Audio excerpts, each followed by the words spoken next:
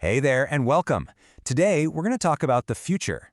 But we're not just going to talk about it. We're actually going to build a complete toolkit so you can describe it perfectly.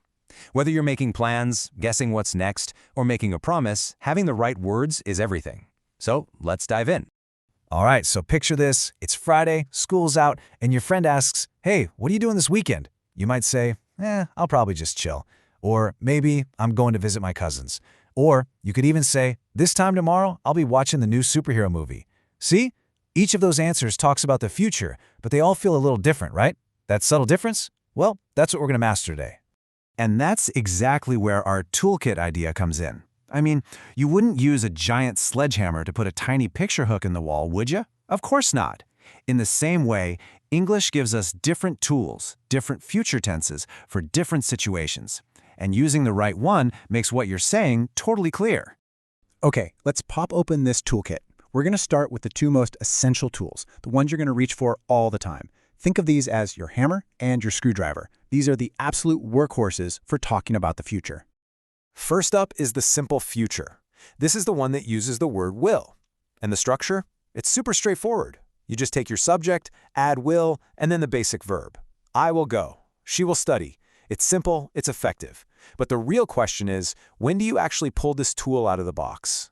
Well, as you can see, will is perfect for 3 specific jobs. First, for those instant, on-the-spot decisions. You know, you're at a restaurant, looking at the menu. You know what? I think I'll have the pizza. Second, you use it for general predictions when you don't really have any solid proof. And finally, you use it for promises. I will call you later, I promise. It's direct, it's decisive, it's in the moment. Okay, tool number 2, our screwdriver, is the going to future. Now, the structure here is a little bit longer. You've got your subject, then the right form of to be, so am, is, or are, followed by going to, and then your main verb. For example, they are going to travel. The key thing to remember here is that going to is all about plans and proof. You use it for stuff you decided to do before you started talking, like, we are going to visit my grandparents on Sunday. That's a plan. And you also use it for predictions when you have clear evidence. You look up at the sky, it's dark gray, you hear a rumble of thunder. You don't just guess. You say, look at those clouds, it's going to rain. You can see it coming. And this slide right here nails the difference perfectly.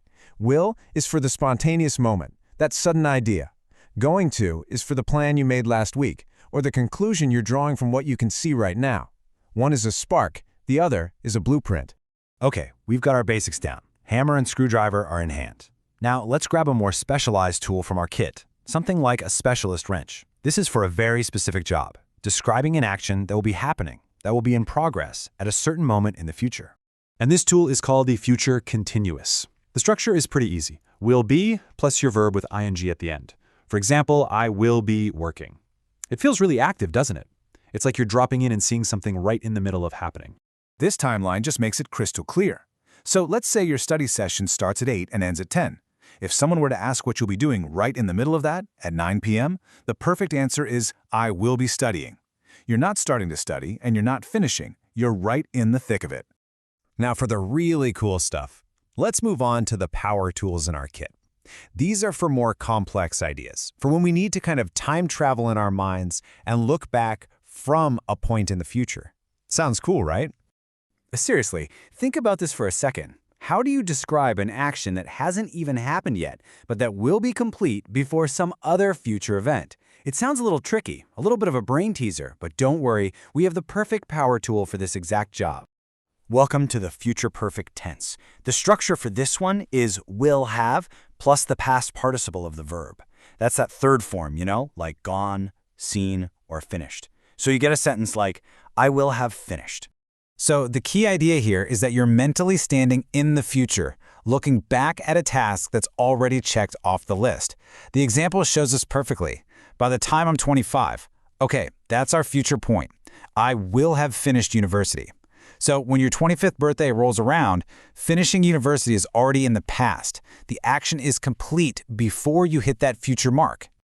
And our final power tool is the Future Perfect Continuous. I know, that name is a mouthful, but it has a very specific job. It's all about focusing on duration. The structure is will have been plus the ing form of your verb. Now, this tense isn't about finishing an action. It's about measuring how long that action has been going on, up until a specific point in the future. So for example, in June I will have been studying here for 2 years.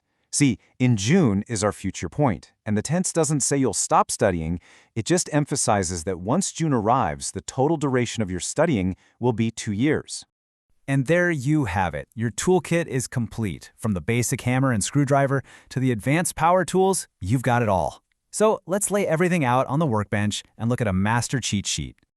Okay, this table is your new best friend. For those spur-of-the-moment decisions, you grab will. Got a plan already? Use going to. Want to talk about an action happening in the middle? You need will be ing.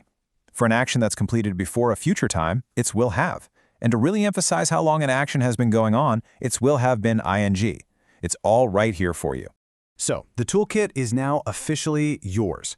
You have the power to describe your future with amazing precision and clarity, from your plans for tonight to your biggest dreams for the next 10 years. You're all set.